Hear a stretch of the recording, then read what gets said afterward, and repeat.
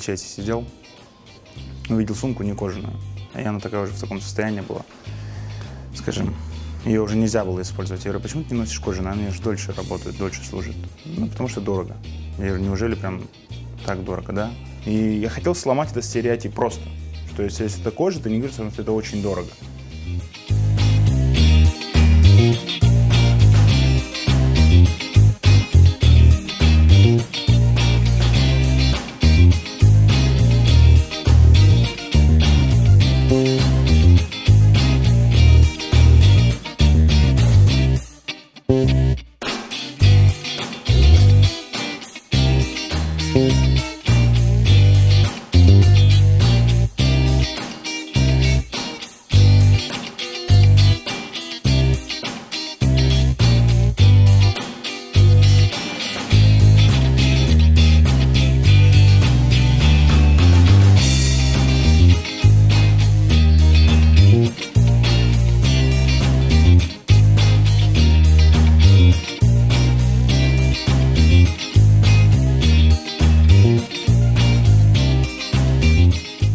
Ставлю тамгу, чтобы людям, которые, допустим, не знают, что такое тамга, либо не крымцы, чтобы понимали, что это делают непосредственно с Крыма.